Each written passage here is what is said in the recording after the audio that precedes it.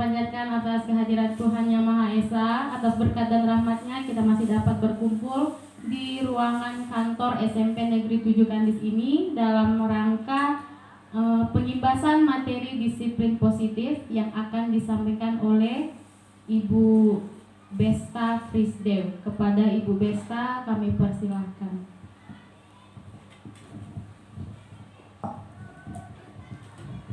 Baik, terima kasih atas kesempatan yang diberikan kepada saya.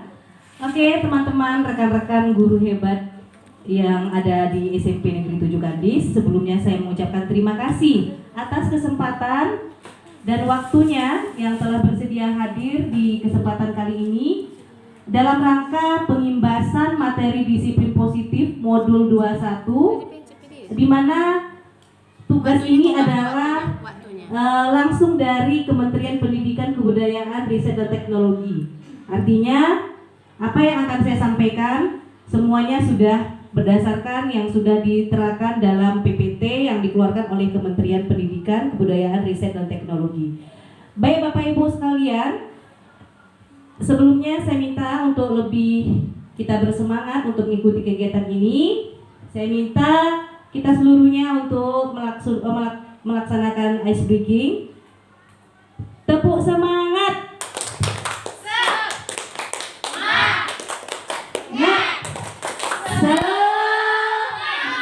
Oke, kita ulang lagi ya Bapak Ibu, biar tambah semangat lagi. Tepuk semangat.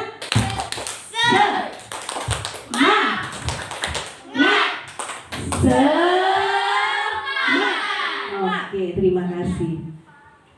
Baik Bapak Ibu, salam dan bahagia. Assalamualaikum warahmatullahi wabarakatuh. Salam damai sejahtera, Om Swastiastu, Namo Buddhaya, salam kebajikan, Rahayu untuk kita semua di ruang virtual ini.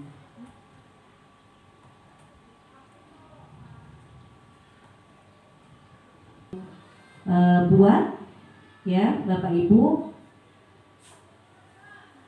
elaborasi pemahaman ya modul 1.4 budaya positif, di mana di sini adalah pengembangnya Andri Nur Cahyani SPD MS.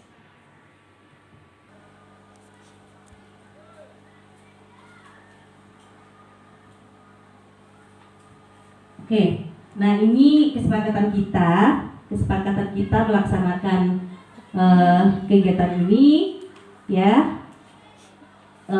Kalau kita kebetulan tatap muka, tapi saya harapkan tidak ada yang mengaktifkan nada HP, fokus ya, menyiapkan alat tulis, kemudian kita bisa berpikir, bernalar kritis nanti, kemudian kita atur waktu kita mulai sekarang dari pukul 9:19, kita nanti manfaatkan waktu sekitar lebih kurang 1,5 jam ya Bapak Ibu ya. Nanti boleh angkat tangan jika ada pertanyaan. Oke. Nah, kita mulai. Kompetensi lulusan modul 1.4. Yang pertama, modul ini diharapkan berkontribusi untuk mencapai kompetensi lulusan sebagai berikut ya. Di sini guru penggerak memahami, berarti karena saya mengimbaskan, saya harapkan juga rekan-rekan semuanya juga dapat memahami pentingnya mengetahui kebutuhan belajar dan lingkungan yang memfasilitasi seluruh individu di sekolah agar dapat meningkatkan kompetensinya secara aman dan nyaman. Kemudian guru juga mampu menggerakkan pelajar Pancasila. Baik Bapak Ibu, selanjutnya kita nanti akan reflektif dan kritis ya terhadap budaya di sekolah dan senantiasa mengembangkannya sesuai kebutuhan sosial dan murid. Nah, ini pertanyaan pemantiknya. Apakah Anda setuju dengan pertanyaan ini? Nah, Bapak Ibu silakan dijawab. Yang pertama, coba saya minta respon dari Bapak Ibu. Ya, hukuman dapat mendisiplinkan anak. Bagaimana Bapak Ibu kira-kira? Pertanyaan ini kira-kira Bapak Ibu setuju? Hukuman dapat mendisiplinkan anak. Oke, kita terima. Yang kedua, pemberian hukuman dengan hal positif seperti membaca atau membersihkan halaman sekolah dapat meningkatkan disiplin anak? Ya, setuju ya. Kemudian yang ketiga, memberi penghargaan dapat meningkatkan motivasi belajar anak? Ya, berarti ketiga pertanyaan pemantik ini Bapak Ibu memberikan respon bahwa setuju ya, hukuman dapat mendisiplinkan anak. Pemberian hukuman dengan hal positif seperti membaca atau membersihkan halaman sekolah dapat meningkatkan disiplin anak. Ya, kemudian memberi penghargaan juga dapat meningkatkan motivasi belajar anak. Oke. Nah, eksplorasi konsep ini adalah disiplin positif dan nilai-nilai kebajikan universal, kemudian teori motivasi, hukuman dan penghargaan, restitusi. Ya, kemudian keyakinan kelas. Kemudian kebutuhan dasar manusia dan dunia berkualitas. Ya, kemudian restitusi, 5 posisi kontrol. Nah, posisi kontrol kita sebagai guru. Kemudian restitusi ada segitiga restitusinya. Itu sifatnya seperti dasar hukumnya kita menjalankan hukuman atau konsekuensi kepada anak. Oke, kita mulai dari disiplin positif dan nilai-nilai kebajikan universal.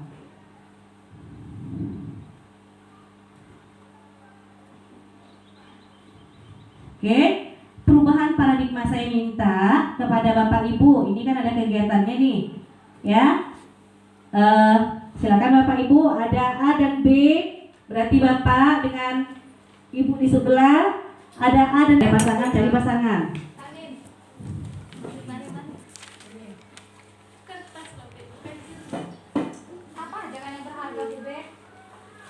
Yang lebih apa dengan bersahabat dengan tangan kita? Ambil batu nanti sakit tangannya. Makanya boleh. Sesuatu yang berharga berarti kan? Kakak minta jeruk. Aku minta juga ya. Banyak. Minta Pi. Rebut. Uang lah ya. Oke, Bapak Ibu silakan yang mau tampil ke depan. Coba Bu Fitri sama Bu Nina coba ke depan. Mana kita lihat refleksinya gimana? Ada Hardika. Kira-kira Bu Nina mau ngapain? Gitu kan? Terhadap kepalan tangan Bu Fitri. Kepalanya gini loh. Coba. Lakukan berbagai cara. Pit minta Pit. Rupanya. Apa itu Pit? Ada rayuan ya Bapak Ibu ya. Kita lihat di situ ada rayuan. Oh gila. Tebak dulu baru saya kasih. Apa ya isinya? Makanan itu. Minta lah. Tada. Bagi lah. Oke, kami bagi 2. Oke. Ternyata mudah ya merayu Bu Fitri. Tidak perlu pakai kekerasan ya kan? Coba dulu sebentar dulu. Ibu, bentar sini. Ketika menggenggam, yang menggenggam dari siapa? Saya. Apa yang dirasakan ketika menggenggam benda kesayangan itu? Pengen disimpan, dijaga baik-baik. Terus tidak akan ketahuan orang lain. Namanya sesuatu yang berharga menurut kita. Oke, berarti kan artinya Bu Fitri tidak mau barang atau benda itu dikasih ke orang, gitu kan? Ya. Dengan berbagai cara untuk menyelamatkan atau pokoknya ditahan gitu kan? Iya. Di kepalanya. Tapi kenapa tadi mudah dirayu sama Bu Nina? Namanya berbagi itu indah, jadi dikasih Iya. aja. Berbagi itu indah. Makanya dikasih, dan Bu Nina juga udah meminta kepada saya dengan cara yang baik. Ya, kasih tepuk tangan Bapak Ibu. Ya, oke, menarik ya. Jadi kita mempelajari respon dia terhadap cara Bu Nina kan. Sekarang mau saya bertanya sama Bu Nina. Bu Nina, kenapa kok terpikir caranya hanya merayu? Itu kan sejenis merayu, nggak ngancam. Kenapa nggak diancam aja? Kalau diancam belum tentu dikasih kan, karena kalau kita ingin memiliki sesuatu lebih baik kita minta dengan cara yang baik-baik terlebih dahulu. Oke, baik, tepuk tangan Bapak Ibu. Luar biasa, guru-guru hebat ya. Terima kasih. Kita berhadapan dengan orang lain, kita memiliki cara-cara tertentu atau kondisi-kondisi tertentu sesuai dengan keadaan itu juga, ya, yang kita rasakan. Jadi yang kita lihat tadi adalah ketika Bu Nina dan Bu Fitri melakukan refleksinya, bahwa untuk mendapatkan sesuatu itu tidak harus mesti dengan pengancaman, ya kan? Dan Ibu Fitri juga sebenarnya banyak juga fenomena yang akan terjadi. Kebetulan kita mendapatkan dua guru yang mampu menjaga posisinya, ya, menjaga posisi kontrol, ya, stimulus kontrol. Kita mencoba mengubah orang agar berpandangan sama dengan kita, ya kan? Kita rangsang, itu namanya stimulus. Perilaku buruk dilihat sebagai suatu kesalahan, ya. Kemudian orang lain bisa mengontrol saya, itu stimulus respon. Orang lain bisa mengontrol saya. Saya bisa mengontrol orang lain, ya. Kemudian pemaksaan ada pada saat bujukan gagal. Model berpikir menang atau kalah, itu namanya stimulus respon. Nah, kalau teori kontrolnya, ya, tadi kan kita mencoba mengubah orang agar berpandangan sama dengan kita. Teori kontrolnya, kita berusaha, nah itu tadi yang dilakukan oleh Bu Nina dan Bu Fitri. Kita berusaha memahami pandangan orang lain tentang dunia. Kemudian semua perilaku memiliki tujuan. Ya kan, tadi seperti Bu Nina bilang, kalau nggak seperti itu tetap tidak mau memberikan, ya berarti itu dia mengambil posisi mempertahankan miliknya. Oke. Selanjutnya teori kontrol, kolaborasi dan konsensus menciptakan pilihan-pilihan baru. Nah, jadi kalau kita berkolaborasi, ya, maka kita akan menciptakan inovasi-inovasi atau variatif-variatif lain, ya, pilihan-pilihan baru. Model berpikir menang-menang. Oke. Sama-sama menang maksudnya. Kita lanjut. Apa itu disiplin positif? Jadi, teori kontrol atau teori pilihan itu yang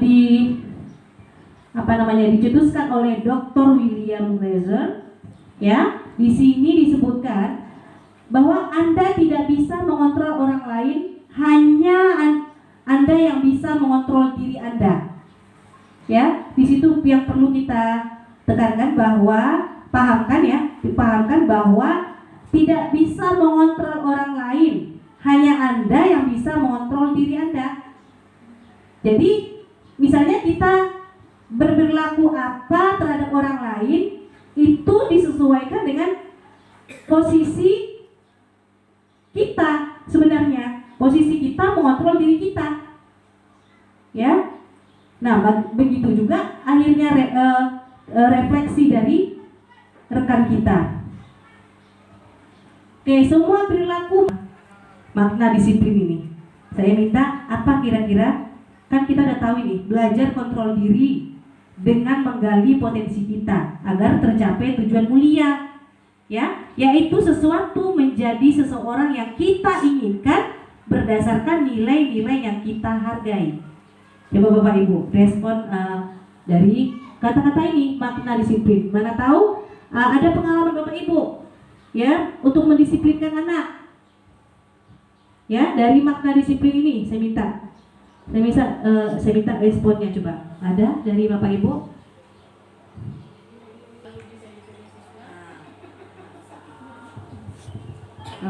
Terima kasih atas kesempatan yang diberikan kepada saya. Makna disiplin, kita tahu kalau disiplin itu adalah kunci keberhasilan, baik dalam mencapai mimpi, harapan, dan segala cita-cita. Buat kita dimulai dari diri sendiri. Kalau kita tidak memulainya dari diri sendiri, siapa lagi yang bisa mengaplikasikannya? Karena apa? Dengan kita memulai dari diri sendiri, orang bisa melihat dan otomatis bisa menjadi contoh bagi orang lain, bisa mengikuti orang ini disiplin gitu. Dalam pembelajaran juga kalau tidak disiplin gimana kita bisa berhasil gitu ya Bu. Demikian. Terima kasih, bagus sekali ya Bapak Ibu ya. Kita beri tepuk tangan untuk Bu Pinta. Ya betul. Jadi disiplin itu memang kita mulai dari diri kita sendiri, ya kan?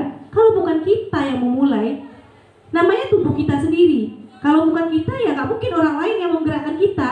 Berarti kita dipopong. Berarti kita udah nggak mampu lagi itu bergerak. Kan seperti itu kira-kira Bapak Ibu. Jadi begitu juga nanti kepada anak-anak itu yang perlu kita tanamkan nilai-nilai. Itu maksudnya nilai-nilai disiplin tadi. Itu yang harus kita tebarkan kepada anak didik kita, murid-murid kita. Ya, mulai dari kita sebagai seorang pendidik, mulai dari kita untuk mendisiplinkan diri kita. Teori motivasinya, yang pertama, satu, ya, untuk menghindari hukuman. Biasanya kan kayak gitu anak-anak. Kenapa anak-anak itu tadi kayak kegiatan Koranian?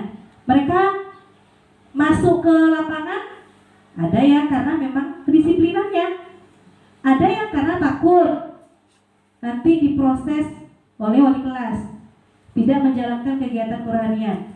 Jadi motivasi ini ya berdasarkan penghindaran dari hukuman. Begitu juga dengan kita datang tepat pada waktunya. Kenapa? Ada sesuatu yang harus kita takutkan gitu ya. Takutnya kenapa? Berarti intinya takutnya karena kita tidak bisa memberikan disiplin positif tadi, ya kan? Berarti kita harus mengikuti aturan. Kita datang sesuai dengan waktu yang telah ditentukan. Jadi dia untuk menghindari hukuman. Kemudian sanjungan, penghargaan, ya kita kan harus seperti itu dengan anak. Kamu bagus ya, kamu datang setiap hari tepat pada waktunya. Kamu bagus, kamu mengumpulkan tugas tepat pada waktunya, dan apa yang kamu kerjakan itu betul-betul memang sesuai dengan yang ibu harapkan. Nah itu berupa pujian kita, ya kan? Begitu juga kita dengan rekan-rekan kita harusnya seperti itu juga, ya. Kita mendapatkan imbalan dari apa yang telah kita kerjakan. Minimal adalah pujian dan sanjungan. Nah hari ini Bu Ningsih ini ya, disiplin ya, tepat pada waktunya, datang ke sekolah tepat pada waktu, masuk kelas juga tepat pada waktunya, sehingga anak-anak tidak diabaikan. Nah itu berupa pujian. Tidak harus dipuji oleh kepala sekolah, ya, dengan teman-teman aja. Itu merupakan disiplin kita, sebagai contoh kita kepada teman-teman kita. Nah ini yang paling penting Bapak Ibu. Yang ketiga, untuk menghargai diri sendiri. Kenapa? Fenomena sudah banyak yang terjadi. Ketika kita tidak menjalankan tugas dan kewajiban kita dengan benar, apa yang terjadi? Apa yang terjadi Bapak Ibu selama ini? Kita tidak akan tidak akan dihargai. Berarti sama saja kita tidak menghargai diri kita sendiri. Padahal kita tahu tugas kita di sini adalah sebagai pendidik.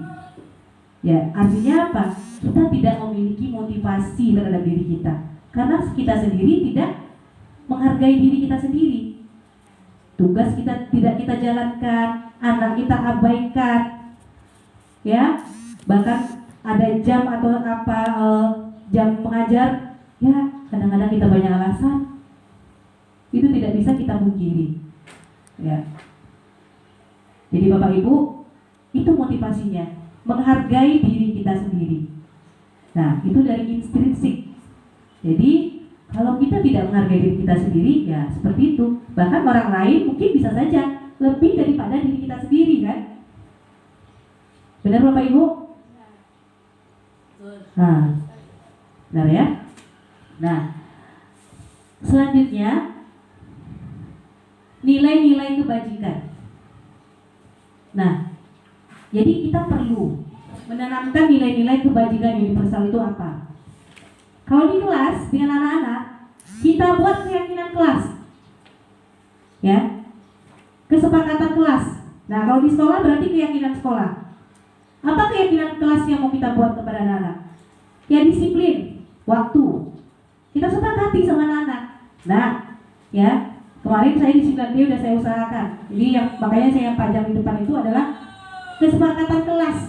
Gak perlu banyak-banyak kesempatan kelasnya. Misalnya tentang disiplin. Ya, di situ dibuat saya akan datang tepat pada waktu. Saya akan mengerjakan tugas dengan tepat waktu. Saya akan menjalankan tugas piket, ya, sesuai dengan waktunya. Jadi kita buat kesepakatan kelas, ya, sehingga ketika anak itu melanggar kesepakatan yang telah kita sepakati bersama, barulah kita lakukan konsekuensi.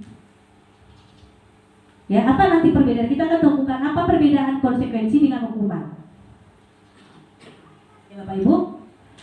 Jadi untuk menanamkan nilai-nilai kebajikan universal itu harus ada keyakinan kelas. Mulai dari kelas dulu. Ya, kalau sekolah ya peraturan sekolah yang udah ada di catatan kesiswaan. Itu bisa kita ambil poin-poin dari sana, kita buat di kelas. Ya. Nah, selanjutnya kita akan menjalankan nilai-nilai kebajikan universal tadi, keyakinan kelas. Nah, di sini Bapak Ibu ada 5 posisi kontrol. Ya, yang pertama penghukum, yang kedua pembuat rasa bersalah, yang ketiga teman, yang keempat pemantau, yang kelima manajer. Nah, ini Bapak Ibu, ya, ini yang sangat menarik. Kita udah berapa tahun jadi guru? Coba. Selama ini posisi kontrol apa yang sudah kita ambil? Apakah kita sebagai penghukum? Ya, apakah kita sebagai pembuat rasa bersalah? Atau kita sebagai teman? Atau kita sebagai pemantau? Atau kita sebagai manajer? Ya, coba tunggu Bapak Ibu ya. Ya, ada itu saya bilang keyakinan kelas yang dilanggar langsung kita buat hukuman yang tidak sesuai dengan kesepakatan. Maka tadi saya bilang harus ada kesepakatan. Setelah itu kalau kesepakatan dilanggar, maka ada konsekuensi. Nih, tolong matikan sebentar. Baik Bapak Ibu, kita lanjut. Ya, jadi tadi sampai di posisi kontrol, ya. Nah, ya, penghukum biasanya tadi yang saya sampaikan di guru ini memberikan hukuman tidak sesuai dengan kesepakatan atau tidak sesuai dengan keyakinan kelas. Jadi menghukum tanpa dasar berarti kan, menghukum tanpa dasar. Maka kita buat dulu kesepakatan atau keyakinan kelas, baru bisa kita berikan konsekuensi. Konsekuensi itu adalah sesuatu pemberian kedisiplinan setelah dilaksanakannya disiplin, setelah dilaksanakannya kesepakatan. Kalau tidak ada kesepakatan itu namanya hukuman. Nah, itu yang tidak bagus, yang tidak baik. Makanya anak sering merengkel gitu kan, atau bahasanya itu apa? Membantah, nggak taat dia karena apa yang kita keluarkan ya. Apa yang kita keluarkan kepada anak atau yang kita beri sanksi itu tidak sesuai dengan kesepakatan kelas. Jadi dia kan bertanya, kan nggak ada ibu ini menyampaikan ini, kenapa kok tiba-tiba saya ini? Jadi anak itu lebih pandai menghukum kita dengan membuat kita bersalah. Nah, dia terbalik ini. Sering anak yang membuat kita merasa bersalah karena kita telah memberikan hukuman. Nah, karena hukuman tadi tidak sesuai dengan kesepakatan kelas. Pembuat rasa bersalah, kamu kok selalu bikin ibu capek, itu kata-katanya. Kamu ini selalu ya, kamu aja terus, itu Bapak Ibu. Itu yang membuat dia rasa bersalah. Gara-gara kamu saya sakit, gara-gara kamu gini. Jadi kata-kata gara-gara kamu aja yang saya urus, itu membuat dia rasa bersalah. Ya memang dia bilang kayak gitu juga dalam hatinya kan. Ya memang gara-gara saya nih ibu ini selalu marah. Pasti anak pasti akan berpikiran seperti itu. Ya, karena kita udah melabelkan dirinya seperti itu. Gara-gara kamu, saya terus pusing mikirin kelas, gara-gara urusanmu terus. Nah, itu membuat rasa bersalah. Kemudian teman. Nah, Bapak Ibu, ada kita yang bertindak atau berlaku seperti itu. Kita jadikan anak itu teman sebaya dengan kita. Ya boleh-boleh aja, nggak ada masalah, nggak ada salahnya kita berteman atau menganggap anak ini biasa lebih dekat dengan kita. Cuma harus kita berikan batasan. Ya, harus kita berikan batasan. Karena saya menonton video, mungkin karena bapak ini terlalu ganteng, anak SD, udah ada bapak ibu yang nonton, anak SD bergelantungan sama guru tersebut, viral di TikTok. Bapak itu buka kancing satu baju, duduk sambil memeriksa buku tugas anaknya. Kemudian siswa tuh sampai memegang jakun bapak itu, sampai ngelus-ngelus bahunya. Di situ memang terlihat kedekatan anak kepada guru, oke, tapi kontrolnya tidak ada. Di situ kita sebagai guru harus memberikan batasan kepada anak. Kita boleh menjadikan mereka teman, tapi kita harus tahu batasannya. Jangan sampai anak menyamaratakan keadaan kita dengan dia. Artinya apa menyamakan rata? Banyak saya temukan anak-anak ini berbicara dengan kita ini tanpa ada kesopanannya ya. Langsung aja dia, Bu. Sebaiknya kan kalau kita jadikan dia teman, Bu Penta, harus ada nada seperti itu kan? Kita berteman. Tugas yang paling gimana? Boleh saya lanjutkan? Nah, harusnya seperti itu kita ajarkan dia. Ya, berbicara harus ada kesopanan. Karena banyak yang kita lihat dia merasa berteman sama kita. Udahlah Bu, tugas itu nggak bisa dikumpulkan lah Bu. Berarti dia udah membuat setara kondisinya. Nah, itu hati-hati Bapak Ibu ya. Posisi kontrol teman. Intinya kita harus memberikan batasan kepada anak. Yang keempat, pemantau. Nah, pemantau itu seperti apa? Coba Bapak Ibu kasih komentar. Karena memang kebanyakan kita nih pemantau ini. Ya kan? Coba Bu Pesta. Ini di SD banyak kemarin kejadiannya. Yang guru bertindak sebagai pemantau itu kira-kira seperti apa? Ya, terima kasih buat kesempatan buat moderator untuk menjawab tentang apa itu pemantau. Jadi kita sebagai guru, kita harus melihat anak itu bagaimana dia ada perubahan setiap hari. Setelah kita melihat arahan-arahan yang tadinya anak itu banyak ulah, tidak mengerjakan PR, jadi kita harus pantau anak itu. Kita kasih nasihat, apakah ada perubahan ke depannya. Jadi kita selaku guru di situ kita harus memantau. Jadi masalah kenakalan anak-anak juga kita harus lihat perubahannya, apakah ada perubahan dari hari ke hari seperti itu, Bu. Oke, mantap. Ya, betul ya, betul kita. Jadi ketika kita memberikan tugas kepada anak, ya kita nggak lepas begitu saja. Nah, kerjakan tugas halaman segini. Besoknya sampai di mana materi yang telah kita berikan kepada anak. Berkelanjutan dia. Tidak berhenti sampai di situ aja.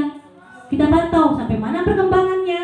Jadi tidak bertumpuk pada hari H, bertumpuk semuanya. Ya, tugas satu semester dia bertumpuk pada hari A itu. Batas waktu, nah itu kendala kita selama ini. Batas waktu seminggu lagi. Mungkin tadi banyak anak yang tidak menyelesaikan tugas, pemantauan kita nggak selesai. Kita kasih waktu. Misalnya tugas yang ini 1 sampai 3 hari, boleh sampai 5 hari. Kalau tidak ada berarti kita langsung silang aja. Langsung silang karena di tugas ini dia nggak buat batasan waktu. Ya. Jadi di situ bisa kita pemantauannya lebih jelas lagi. Seminggu dia nggak siap, udah lanjut tugas berikutnya. Bapak Ibu untuk memberikan tugas ya dipesankan oleh kementerian pemberian tugas anak Ya kalau matematika nggak perlu banyak-banyak. Ya, artinya anak tidak dibebankan, tidak membawa tugas lagi ke rumah, sehingga habis pula waktunya tersisa 8 jam di sekolah, lebih banyak 16 jam mengerjakan tugas. Artinya seperti itu, dia membawa tugas ke rumah. Jadi usahakan untuk pemberian tugas kepada anak itu tidak membebankan waktu dan tenaganya. Nah, kira-kira itu posisi kita. Dan yang kelima adalah manajer. Bapak Ibu, posisi manajer ini adalah posisi yang sudah dikatakan tercakup semuanya. Ya, kita diharapkan menjadi ini. Posisi kontrol kita adalah manajer. Kira-kira apa yang terbayang posisi ini oleh Bapak Ibu? Saya minta pendapatnya dari Bapak Ibu. Mbak Bu Dewi. Terima kasih atas kesempatan yang telah diberikan kepada saya. Saya akan mencoba merespon apa yang disampaikan oleh Bu Besa tadi mengenai posisi kita sebagai manajer. Kalau menurut saya posisi kita sebagai manajer itu memanage dalam arti kata mengatur segala tindakan dan perilaku siswa di dalam kelas. Apakah yang dilakukan mereka itu sudah sesuai pada aturan yang seharusnya atau ada yang melenceng? Dan di situ tugas kita mengatur. Kalau memang mereka sudah berada pada posisi yang seharusnya, itu patut kita berikan seperti ujian atau reward. Dan juga sebaliknya, kalau misalnya anak itu berada dalam posisi yang tidak seharusnya, melakukan kesalahan atau kekeliruan, maka posisi kita juga untuk mengembalikan mereka ke jalan atau peraturan yang seharusnya. Oke, itu saja Ibu. Terima kasih. Oke, tepuk tangan ya Bapak Ibu ya. Ya, betul ya. Mantap. Betul sekali apa yang disampaikan oleh Bu Dewi. Posisi kontrol ini berarti kita tadi kembali kepada kesepakatan kelas. Ya. Kita tinggal mengatur aja lagi. Kita udah buat kesepakatan kelas, sekarang kita tanya, apakah kamu telah menjalankan kesepakatan kelas kita? Ketika anak bermasalah, ya kita tinggal menanyakan, kamu sudah menjalankannya, nak? Kita tunggu jawabannya. Sudah? Belum? Kan gitu jawaban anak. Nah, kalau belum ya tanya, kira-kira kamu tidak bisa menjalankannya kenapa? Harus kita tanya lagi, gali lagi. Karena manajer ya, manajer itu kan dia berperilaku untuk memberikan solusi. Ya bukan, artinya mengatur, tapi bukan menunjuk-nunjuk. Ya, bukan menunjuk-nunjuk ini. Kita tanya, kalau belum, kenapa kamu belum menyelesaikannya, nak? Oke, kira-kira bagaimana cara kamu dapat menyelesaikannya? Nah, itu dia. Kita tanya cara dia menyelesaikannya. Oh begitu. Kalau kamu bisa seperti itu, Ibu tunggu kamu dapat memperbaikinya. Kalau dia menjawab belum, tapi kalau dia bilang sudah, sampai di mana? Sampai di mana kamu sudah melaksanakan kesepakatan kelas kita. Kesepakatan mata pelajaran juga bisa ya Bapak Ibu ya. Boleh. Kesepakatan kelas berarti dengan wali kelas, kesepakatan dengan guru bidang studi dibuat. Nah, kenapa tugas kamu belum selesai? Apa masalahnya? Jadi kita menggali dan memberikan kesempatan mereka untuk mencari cara. Kalau kita yang menentukan kamu harus menyelesaikannya kita kan kebanyakan seperti itu kan. Saya pun masih seperti itu juga. Padahal udah berapa tahun. Masih penekanan tuh masih ada juga. Padahal sebenarnya Bapak Ibu, kita harus berlapang dada sebenarnya. Harus kita tanya, karena kemampuan anak ini kan diferensial, nggak sama dia. Sampai di mana kamu bisa mengerjakannya? Oke, Ibu tunggu. Nah, makanya itu tadi. Makanya pemberian itu nggak bisa disamakan. Pemberian nilai tadi nggak bisa disamakan. Kita harus memperhatikan juga kondisi-kondisinya. Ya, ini dia contohnya. Apakah kamu meyakininya? Jika kamu meyakininya, apakah kamu bersedia memperbaikinya? Kita tanya. Jika kamu memperbaiki ini, baik Bapak Ibu, ini contoh refleksi yang saya laksanakan kepada anak ya. Suaranya mana?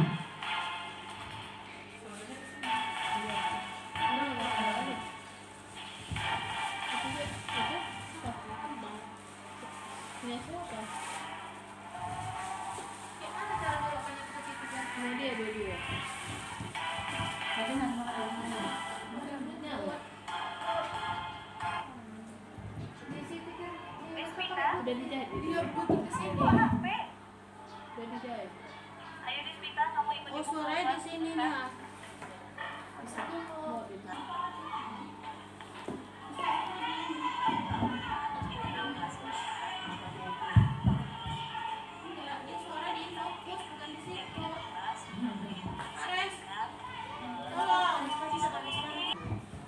Baik Bapak Ibu, tadi sampai manajer ya. Jadi kita harapkan posisi kita akan bertingkat, akan meningkat ya, menjadi posisi manajer, di mana kita menyepakati kesepakatan dulu dengan anak-anak.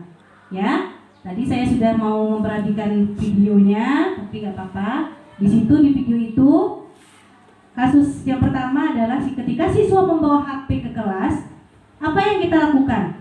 Tidak hanya langsung ngambil HP, tapi kita bertanya, kenapa kamu membawa HP? Itu yang pertama. Kemudian setelah anak itu menjawab, ada tujuannya dia membawa HP. Kira-kira setelah ini kamu bisa nggak ketika kamu nanti membawa HP itu titip dengan guru piket atau dengan wali kelas, atau nanti kamu membawa HP itu sesuai dengan kesepakatan dengan guru bidang studi. Kita harus tanya dulu sama anak. Ya Bu, jawaban dia kan. Oke, kalau begitu karena ini kesalahan kamu bisa nggak memperbaiki kesalahan ini? Bisa, pasti anak itu menjawab bisa. Oke, nah itu tadi kita yakini kepada anak, dia sudah mau melakukan perubahan. Nah, kita lakukan pujian. Ya, setelah itu kita lakukan pujian. Oke, kita kasih dia kepercayaan. Baiklah, tadi Desmita tadi itu ya. Baiklah Desmita, Ibu percaya dengan kamu adalah anak yang baik, anak yang hebat, anak yang pintar. Untuk kedepannya, jika ada guru yang memerintahkan untuk membawa HP, baru bisa kamu bawa HP itu dengan menitipkan kepada guru piket. Baiklah, setelah itu suruh anak untuk masuk lagi kembali ke dalam kelas. Jadi dia tahu arah dia mau kemana setelah itu. Kita boleh mengambil posisi untuk menindak anak ini, tidak harus di dalam ruangan. Ya, kita boleh mengambil posisi-posisi tertentu, lokasi-lokasi tertentu. Ya, tidak mempermalukan anak di depan umum. Jadi, ayo Desmita ikut ibu keluar. Seperti itu kira-kira Bapak Ibu. Jadi itu yang harus kita rubah sehingga anak dapat meniru kita, dapat mencontoh kita. Oke, nah inilah namanya segitiga restitusi. Nah ini Bapak Ibu ya, wali kelas dan guru bidang studi juga. Yang pertama kita menstabilkan identitas tadi yang saya bilang tadi, menstabilkan identitas. Kenapa kamu membawa HP? Kasus yang kedua, ada yang manjat pagar. Ya, memang kita perlu memata-matai juga kan siapa anak yang suka manjat pagar. Kita ambil tindakan. Kenapa nak kamu memanjat pagar? Saya mau belanja keluar. Apakah kamu tidak membawa bontot hari ini? Tidak. Kira-kira kenapa kamu tidak membawa bontot? Orang tua saya tidak masak, Bu. Oke, kalau orang tua kamu tidak masak, bisa nggak kamu yang bantuin orang tua kamu? Jadi dia diberikan juga tanggung jawab. Bisa nggak kamu yang memasak atau membantu orang tuamu? Ya, anak berjanji yang kita bisa, Bu. Oke, kalau begitu berikutnya besok kamu berjanji kan untuk membawa bontot sesuai dengan keyakinan sekolah kita. Keyakinan sekolah kita adalah membawa bontot ke bekal ke sekolah, ya. Jadi harus buatan rumah. Ya, bisa Bu. Ini kita percaya. Oke, baik. Terima kasih. Kamu telah bersedia Bu panggil. Sekarang silakan kembali ke kelas untuk mengikuti proses pembelajaran. Nah, kira-kira seperti itu Bapak Ibu. Jadi anak kita arahkan juga. Ya, itu namanya validasi kebutuhan dia. Kemudian menanyakan keyakinannya apakah dia bisa melaksanakan janji dia. Yang terakhir, ya, 5 kebutuhan dasar manusia. Kenapa manusia ini tetap bertahan hidup? Ya. Terus kebutuhan kita adalah penguasaan, kasih sayang dan rasa diterima, kesenangan dan kebebasan. Nah, itu Bapak Ibu. bertahan hidup. Kita menjalankan tugas kita ya karena kita, yang pertama menjalankan tugas kita ya karena ini memang sudah kewajiban kita. Kalau bahasa kasar apa yang kita laksanakan harus kita nikmati, itu namanya penguasaan. Kasih sayang dan rasa terima. Kalau kita sudah berbuat, kita membutuhkan kasih sayang dan kita juga ingin rasanya diterima, ya, nah seperti itu. Kesenangan ya, kita menjalankannya karena kita senang, ya, bebas kita bisa mengeksplorasikan apa yang kita sukai. Oke, Bapak Ibu, ciri-ciri restitusi itu satu, bukan untuk menebus kesalahan, namun untuk belajar dari kesalahan. Dan seperti yang bilang tadi, ya, anak itu mau berubah, berarti dia menebus kesalahannya. Kemudian untuk memperbaiki hubungan, kita semakin dekat juga dengan anak kita. Terus adanya tawaran, bukan paksaan, ya. Kemudian restitusi menuntut untuk melihat ke dalam dirinya. Apa dia tidak melakukan itu, berarti siapa kira-kira yang tidak menepati kesepakatan. Terus mencari kebutuhan dasar yang mendasari tindakan yang tadi. Ya, kebutuhan dasar tadi seperti tadi ya, penguasaan, rasa kasih sayang dan lain-lain.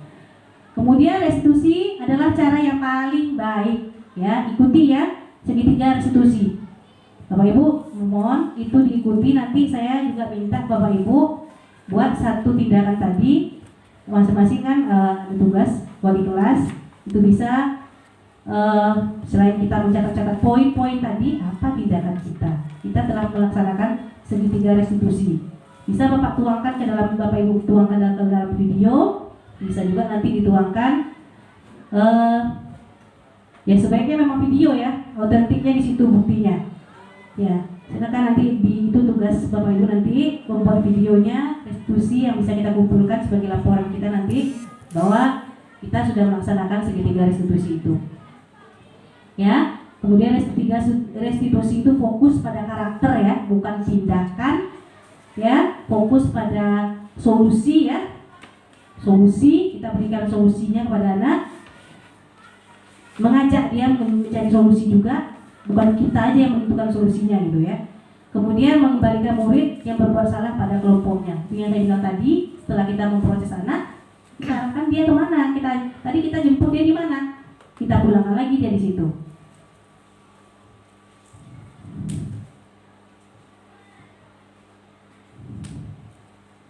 Oke, nah ini tadi Bapak Ibu ya. Budaya positif itu mulai dari peraturan kelas yang menjadi keyakinan kelas, sehingga dari kelas jadilah lingkungan yang positif.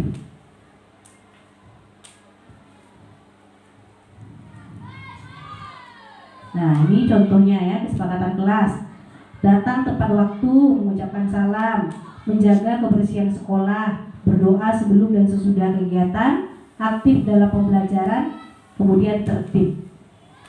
Ya, kemudian kesepakatan kelasnya, kami guru dan murid yang saling menyayangi, kami murid yang semangat belajar. Boleh, kata-katanya harus positif. Jangan biasakan kata-kata jangan membuang sampah, karena yang diingat jangan. Berbeda memang dalam Al-Quran itu kan lah, misalnya la taqodu atau la apa namanya yang pakai la itu apa Bu Nina?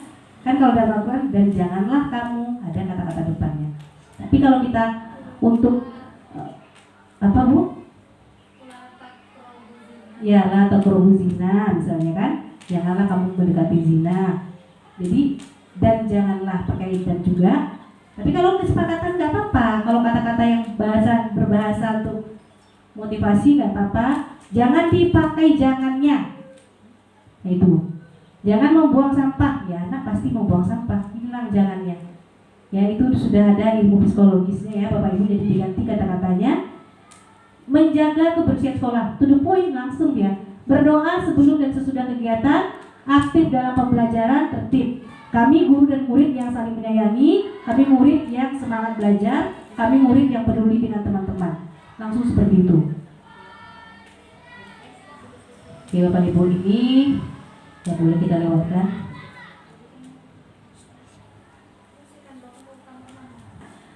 Kegiatan pendalaman keyakinan kelas, tabel T dan Y. Jadi di situ kita bisa lihat ya, hormat. Di tabel Y-nya tampak seperti datang tepat waktu, tidak tampak seperti sering hadir terlambat. Nah, menyapa teman dan guru setiap hari, tak acuh kepada teman dan guru. Mengembalikan barang teman yang telah dipinjam dan mengucapkan terima kasih, tidak mengembalikan barang yang telah dipinjam dan meletakkan sembarangan. Nah, tekun bekerja dan menyimak guru, tidak mendengarkan guru dan acuh tak acuh. Menyerahkan tugas tepat waktu, tugas tidak diberikan.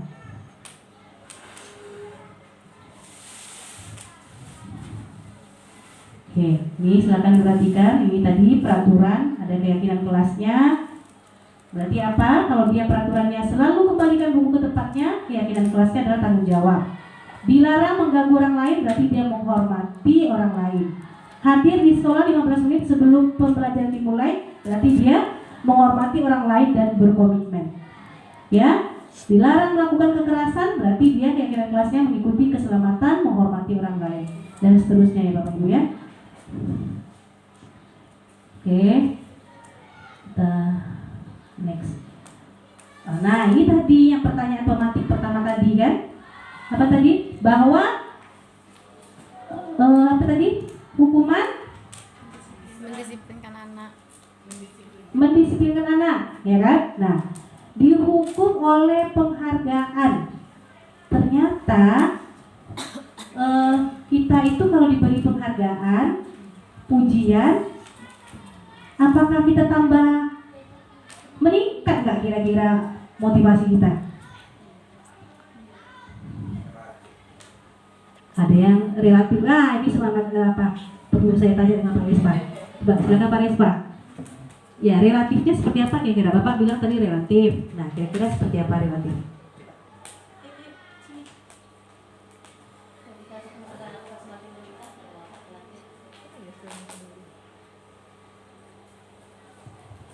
Ya, baik, terima kasih. Kalau menurut saya, penghargaan itu diberikan bisa menjadi hukuman atau menjadi motivasi tadi ya. Itu relatif berpulang ke kita. Banyak teori mengatakan bahwa penghargaan itu bisa meningkatkan motivasi. Tapi apabila kita terhanyut oleh kemesraan atau sebuah lagu ya, terhanyut kemesraan atau terhanyut oleh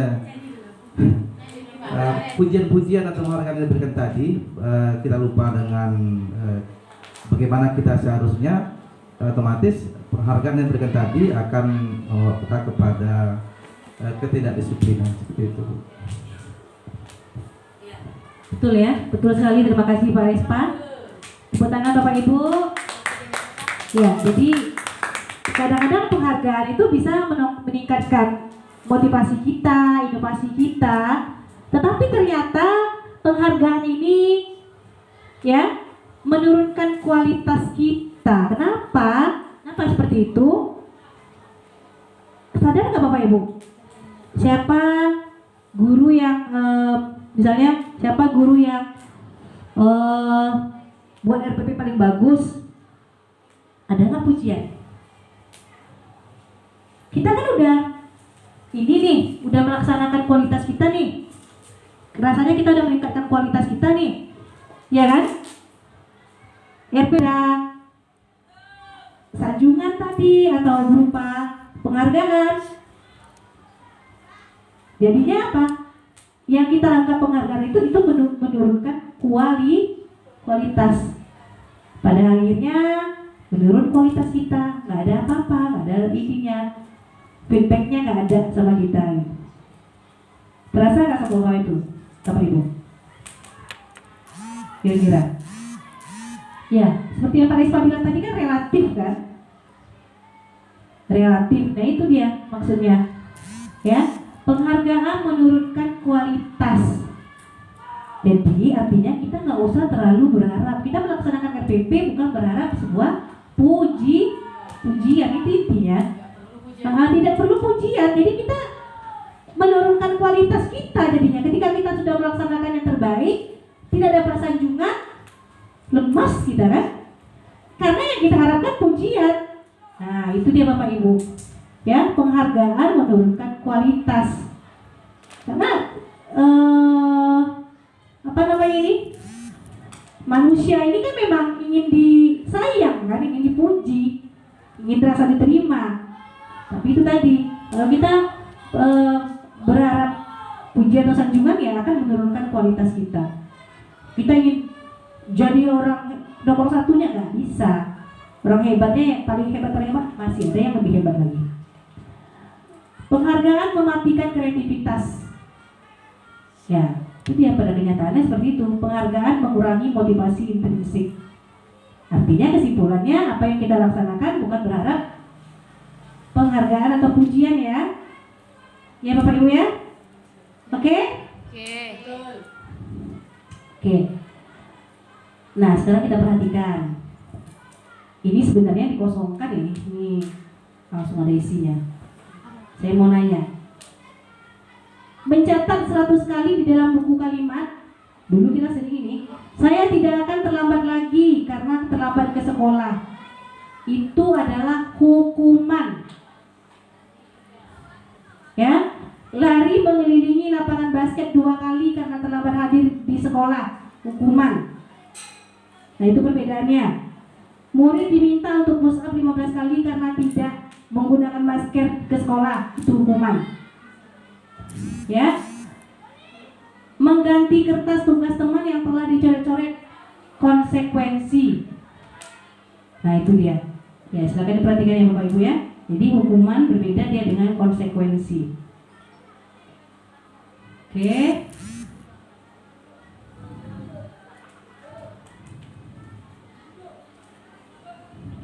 Nanti ini bisa kita bagikan aja. Nah, tadi saya bilang ini tadi ya, intinya ini kita paham segitiga restitusi.